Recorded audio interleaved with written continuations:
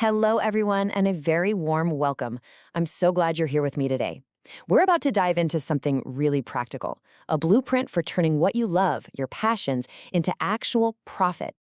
Welcome to Empower Fantastic Life. Find your power, live without limits. So let me ask you something, and I have a feeling this might hit close to home. Have you ever thought about those things you're just naturally good at? Maybe you're the go-to person for advice, or you have this amazing knack for organizing chaos.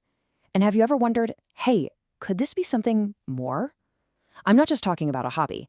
I mean a real, honest-to-goodness business that you build from your own home. Well, if you have, you're in the right place, because that's exactly the journey we're starting today.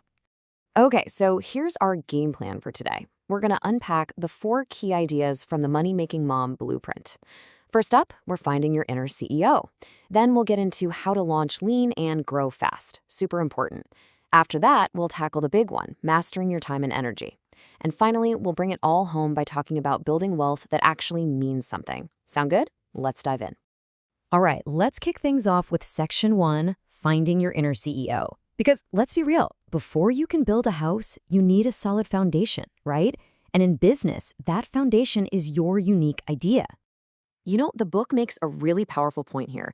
The businesses that truly last, they're about so much more than just making money. They're fueled by a really strong why. That's your core motivation.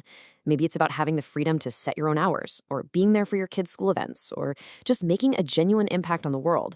Whatever it is, that why is your fuel. It's what gets you through the tough days. And trust me, there will be tough days. I absolutely love this analogy from the book. Think about it like this. All of your skills, your passions, your unique life experiences, they all come together to make a special key, a key that only you have. Now, your job isn't to go out and try to invent some brand new, complicated key. Nope. Your job is to find the lock that your key already fits, a specific problem out there in the world that you are uniquely designed to solve. So the big question is, where do you find these locks? Well, the book calls them pain points, and honestly, they are everywhere once you start looking. Just listen. What frustrates you on a daily basis? What do your friends complain about over coffee? What are those things that people are always asking you for help with? Right there, that's where the best business ideas are just hiding in plain sight. Okay, so once you've started to spot those pain points, it's time for Section 2, Launch Lean, Grow Fast. This is the exciting part.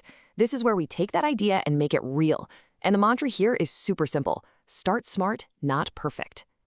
And this next idea is a game changer, especially if you're a bit of a perfectionist.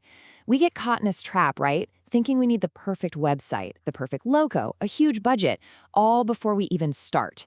But that's not the smart way. Think of it this way. You don't start your culinary career by trying to cater a 200-person wedding. No way.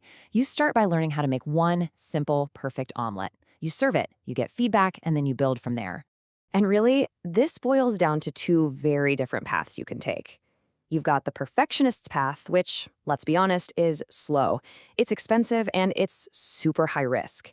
You pour all your time and money into something before you even know if anyone will buy it. Or you can take the money-making mom's path. This one is fast, it's low risk, and it's just plain smart. The whole idea is to test, learn, and then grow. So what does that actually look like in practice? It's a really simple but powerful 4-step loop. Step 1. Test your idea with a small, low-cost offer.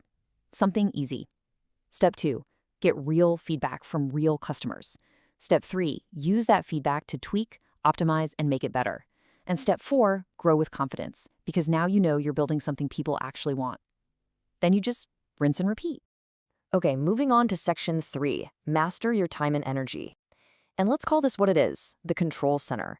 Because for anyone, especially moms, trying to juggle family, life, and a new business, this is probably the biggest challenge of all.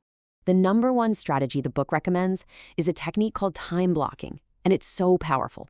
It's basically about ditching the endless, overwhelming to-do list and starting to manage your calendar like a CEO. You literally schedule blocks of time for everything that matters. And I don't just mean focused work. I mean you block out family time, personal rest, errands, all of it gets a dedicated spot on the calendar. So here's a quick look at what that might look like. You can see these clear blocks, right? Maybe some deep work in the morning when you're fresh, dedicated family time in the afternoon, and even a little block for planning the next day. The point isn't to be a robot and stick to it perfectly. The goal is just to be intentional. You are telling your time where to go instead of getting to the end of the day and wondering, where did it all go? Now, here's the thing. Time blocking only works if you master the single most powerful productivity tool on the planet. And what is that tool? It's the word no. Seriously, think about it. Every time you say yes to something that doesn't really matter, you are automatically saying no to something that does. Learning how to say no, politely but firmly, is how you protect your time, your energy, and your biggest goals. And that brings us to our final and maybe most important section: build wealth, give freely. This is really where it all comes together. Because this whole thing, it's not just about earning an income. It's about building a financial legacy that has a real purpose behind it. The book sets a really powerful first financial goal, and it might not be what you think. The goal is to get to zero. What does that mean? Zero consumer debt. We're talking credit cards, car loans, that kind of thing, wiping them out. This isn't just a numbers game. It's about reclaiming your freedom. It's about giving yourself choices. That's the foundation you need to build real, lasting wealth. Okay, so once that income starts flowing, you need a plan for it. And this is what a purpose-driven budget looks like. You've got your needs, your savings, your wants, but look at this last piece: generosity.